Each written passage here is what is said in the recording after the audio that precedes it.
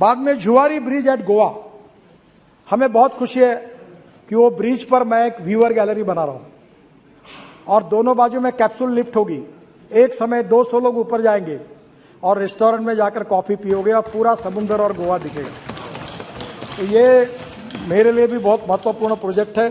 Cable stayed bridge है, state of art है। अभी आप गोवा जाओगे तो आप देखोगे बहुत सुंदर है। अभी मैंने प्रयागराज में भी बताया कि प्रयागराज में भी एक केबल स्टेट ब्रिज बना रहे हैं।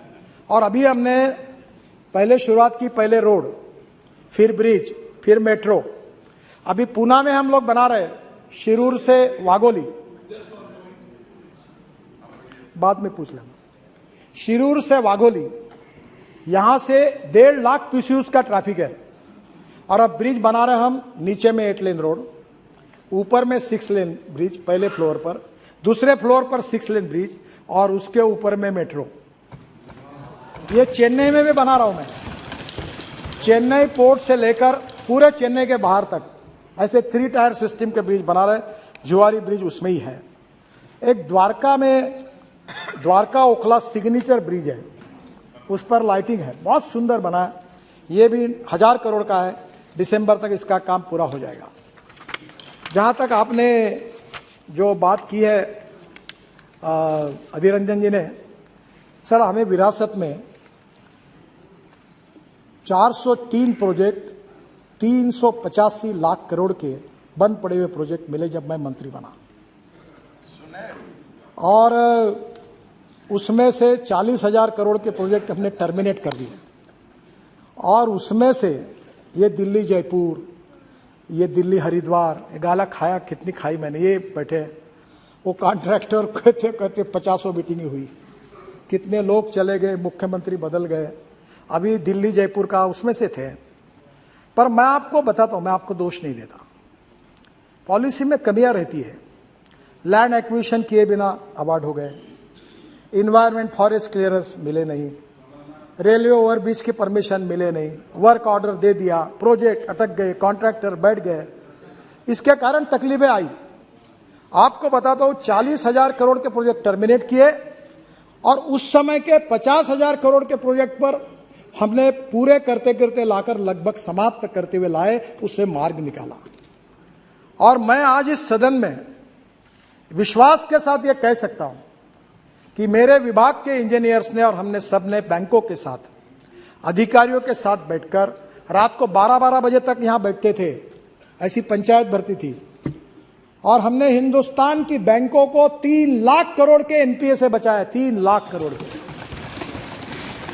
अब हमने उस अनुभव से सीख ली कि 90% लैंड एक्वायर्ड किए बिना अवार्ड नहीं होगा, इन्वायरमेंट फॉरेस्ट क्लियरेंस किए बिना ये नहीं होगा, प्रोजेक्ट को अवार्ड नहीं करेंगे। रेलवे ओवरब्रिज के क्लियरेंस लाओ, सब रेडी होगा तो ही अवार्ड करेंगे, नहीं तो नहीं करेंगे। अब कभी दिक्कतें कम है, पर कभी ना कभी आपको इस पार्लियामेंट में कभी सोचना होगा।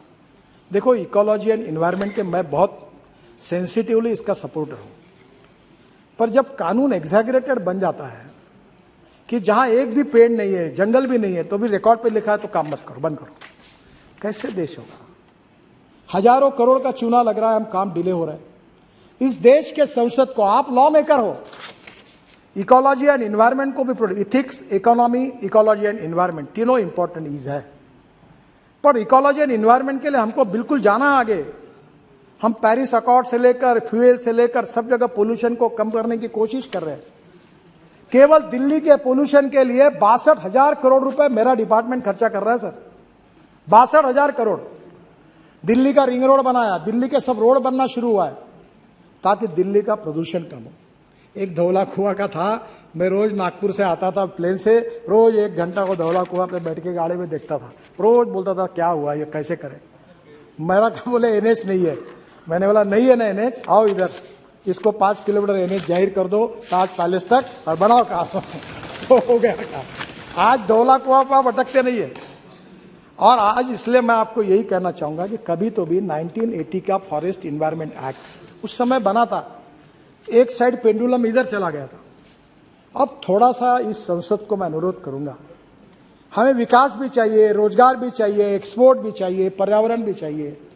हमें ऐसा एक्सेंट्रिक सोच के नहीं होगा, कभी ना कभी आदरणीय अधीर रंजन जी, आप सब पार्टी के लोग मिलकर एक बार इसमें पॉलिटिक्स न लाते हुए देश के इंटरेस्ट में हमारे देश के इंफ्रास्ट्रक्चर को, हम एक डेवलप कंट्री है, इसके लिए किस प्रकार के कानून और नियमों के जाना चाहिए, इसका जरूर सोचिए। नहीं तो एक एक काम के पीछे हर साल 20-20 हजार 30-30 हजार करोड़ स्टे मिल जाते हैं। आपको मैं बताता हूं, मुझे बताते हुए दुख होता है, कोई ये कहने के लिए ना आता मेरा रोड करो, काम शुरू करो। जो लोग आते हैं वो इसलिए आते हैं कि काम रोको, काम स्टे करो। और इसलिए मैं आपसे अनुरोध करूंगा कि इसको और अच्छी तरह के कुछ सुधार किया है, उस परिस्थिति में आगे भी आप लोग जरूर विचार करिए, क्योंकि इस देश का सार्वभौम ये संसद है। आप लॉ मेकर है, लेजिस्लेटिव विंग है, लोकतंत्र जो 4 पैरों पर खड़ा है, वो चाहे जुडिशरी हो, एग्जीक्यूटिव विंग हो, उसके साथ हमारी संसद लेजिस्लेटिव विंग हो और मीडिया हो। तो आप लोगों का अधिकार है, हमारा अधिकार है, देश के हित में पर्यावरण की भी रक्षा करेंगे और देश का विकास करेंगे। ऐसा कोई बात आप जरूर करिए।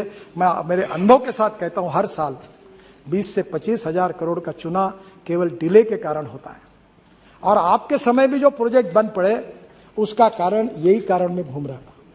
और इसलिए मैं निश्चित रूप से आपको कहूंगा कि इस बात के बारे में विचार करिए। मुझे सम्मान्य सदस्य ने एक बात कही है कि हमने बौद्ध सर्किट बनाया। वैसे हमने दिल्ली अमृतसर कटरा रोड पर, जब हमारे आप लोग आए थे, हमारे सिंधु साहब चेयरमैन थे, वो पंजाब के हैं, मुझे कहा कि अमृतसर के बाहर से रोड जाएगा तो ये जो 4 महत्वपूर्ण गुरुद्वारा अमृतसर के अंदर है वो कैसे होंगे। मैंने बोला अंदर से रोड जाएंगे। हमने खर्चा किया, डबल बनाए, अब चारों को जोड़ दिया। और आपको ताज्जुब होगा कि पाकिस्तान में करतारपुर, जो हमारा सबसे तीर्थ स्थल है, जहां इतिहास जुड़ा हुआ है, उसको हमारे लोगों ने 4.5 महीनों में वो तीरथपुर का कॉरिडोर बनाकर पूरा किया। हमारे सब सिख बंधु पाकिस्तान में जा रहे हैं।